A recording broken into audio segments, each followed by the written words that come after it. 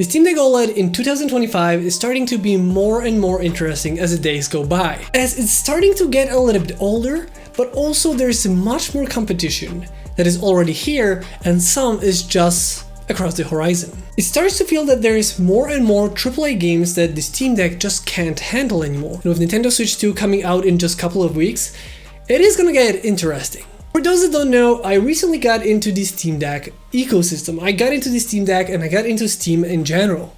And I have to say, coming from a different handheld portables like the Nintendo Switch, later the Asus ROG Ally, and now the Steam Deck OLED, I have been feeling like this is definitely my favorite handheld at the moment. And while I do feel like I'm a little bit late to the Steam Deck hype, it is feeling amazing at the moment.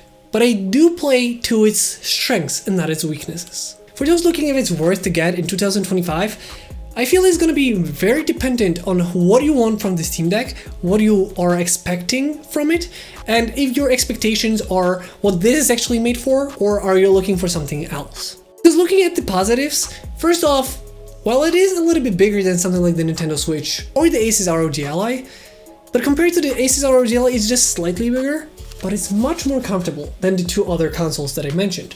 The ergonomics of it are incredible, with the weight being really lightweight in my opinion. Just feels almost like a toy because of how lightweight it is, but also because of how ergonomic it is, just feels really good in hand. It's really comfortable for long play sessions. Same thing with the controls. While they do look a little bit funny coming from a home console, they actually make much more sense on a console like this. And even the trackpads here are an incredible feature. While it's not for everyone, I feel those that are actually using it are gonna love them. Same thing can be said about the battery. The battery in here is much better than something like the Asus ROG Ally. And I know the Asus ROG Ally X has a bigger battery than this. I feel like coming from Asus ROG Ally, where I spent like 50 minutes, an hour playing Assassin's Creed Valhalla, I felt a little bit, cheated out of the experience. I was much more concerned about the battery. Where here I feel like I can play for much longer. Even those AAA games, although some of them a little bit older, I can play those games for much longer. The system is just not as power hungry because it's a little bit weaker, but also the OS, so the Steam OS in this case, is just not as power hungry as something like the Windows. Another thing that I just love about the Steam Deck OLED is its beautiful OLED display. It can go up to 90 Hz, which in my opinion, on a handheld like this, is more than enough. I feel like if I can play a game in 60 Hz, then it's just totally amazing. I know some games are gonna play it a little bit lower. For example, Red Dead Redemption doesn't really truly go for the 60 frames per second, and I aim for something like a 40 or 50, and it still looks perfectly fine on it. And because it's a slightly smaller screen, even though it's not full HD, because it's only an 800p display, I feel like it's the same case as it was with Nintendo Switch when it released. Being that the screens are so much smaller than you're used to, you don't really feel that sharpness. Yes, you're gonna feel it side by side, but once you get gaming and you're not looking at a different screen, you're gonna be more than happy with 800p on a screen like this. But it's still a very nice, sharp, vibrant display. And the two speakers on the front aren't that bad. They aren't as good as the Asus ROG Ally in my opinion, which are just fantastic. But here, they are still really good. So the whole ergonomic, the usability is the thing that I feel like is the best for the Steam Deck OLED. I feel like even the competition that we have in 2025, like the Asus ROG Ally X or the Lenovo Legion Go, those just don't have the same usability that the Steam Deck OLED has. I just feel like the Steam Deck is made as usability first, how you use it and how you experience it, as opposed to just the sheer strength. And that even plays into the software and the ease of use of the Steam Deck OLED. Even in 2025, it's still the one that I would pick because of it. At first, I'll be honest, I love the Nintendo Switch, but I kind of felt like I was missing the bigger games, the games that are third party, the games that are on my PC or PS5. Or PS4 for that matter, back in the day. But then I got the Asus ROG Ally because I thought the Steam Deck with this just Steam OS and Steam Store is just not for me. I want games that are out of that ecosystem. But the more I played on the Asus ROG Ally and seeing that some games are just not as comfortable to play on a small screen, for example shooters, especially on multiplayer, just didn't really feel that comfortable and wasn't a good experience. And then some games just the setup to play the game, from turning on the device, waiting for it to turn up, then going into all the launchers, turning it on. For example, for Valhalla, there was a whole process that sometimes I would literally put it on, do some other things, and then come back when it was fully loaded, because I just felt like I was waiting and waiting to start playing. Where this is just much more like a console. You click it, and you wait for a second for it to turn up, and right away you're pretty much in a game. If I was in a game, it would be already in the game. I was in the menu, as you can see, but if, for example, I just wanted to stop playing, I click this, it shows you bye-bye, and is suspended. You don't really have to turn it off. And because of it, it feels more like the Nintendo Switch, where you can just pause it, put it on the side, and just go do your thing. When you have time again, you can just click it and start playing again, because it's just such an ease of use. Same thing with the setup. I remember with the Asus ROG Ally, I literally spent like one whole day for the setup. When I got it, it was like a whole day that I just did nothing and I just had everything set up. But here, I'm not gonna lie, it was like 2 minutes.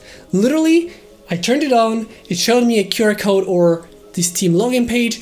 I took my phone, QR code, I already had it logged in on the app on the phone, and it was within a minute logged in here and downloading all the games I wanted to. Literally how easy it was. Downloading all the updates, downloading all the games, but you didn't really have to go through all the hoops to play the games. So it's just the ease of use, ergonomics, overall like usability, and how quickly you can put up a game and start playing and just turn it off and put it on the side. How easy it is to just drop in and drop out. And I feel like it's starting to be a little bit underpowered in 2025. It's still more than enough for me at least. And if the games that you're playing, for example, you're playing games like indie games or AAA games that are a couple of years old at this point, well, then you're in for a treat. For your backlog and your indie games and emulation, this is a beast and you can really enjoy high quality graphics on it. For example, some games that were locked to 30 frames per second on your old-gen console, even when playing on PS5 or Xbox Series X, that are gonna be locked to 30 frames per second because of that console, or like the 900p screen because it was locked. Here, you don't have those locks because it's pretty much made for PC, where you can just set those settings up yourself. So if you want to have 60 frames per second and the Steam Deck can handle it, well, be my guest, do it. You can actually have better experience for many games on it than on a console. So depending on the situation and the game, I feel like if you take this, that is specifically for those games that you're not going to play on, for example, for PS5 on a huge 50-inch TV. If I'm playing something that I want to have like a huge screen, just the open vistas and just the best of both worlds, and I'm sitting home, well, I can play it on my console. But this is where I feel like this is not for everyone. I feel like the best use case scenario for this is not having it as the main console that you want to play everything that you have on it. Rather, it's really nice if you have it like a complementary console where you're more picky about what you want to play on it. Indie games that run perfectly fine in 90 Hz on this are incredible, and the battery life is amazing in that case. Maybe you have a AAA games that are a couple of years old and you didn't get to play them. This is once again a great choice. Even AAA games from modern times are still running really good on this. So if you can pick those games, then this is gonna really shine. But there are things that are to consider in 2025 with the Steam Deck OLED. It is getting old by technology standards. As you can see with the modern handhelds, they're getting stronger and stronger every year. And even a Nintendo Switch 2 is gonna be out in just a couple of weeks at this point. So even here we're gonna have a different case of a battle. We used to have the Nintendo Switch being like the first handheld, which was pretty powerful. Maybe not powerful, but more powerful than having like a 3DS. It was a little bit more like bigger games. But then we got this, and this was the next big thing. And now we have even more powerful handhelds. But they just have some caveats that I don't personally think that are for everyone. And this makes it like the middle ground between them.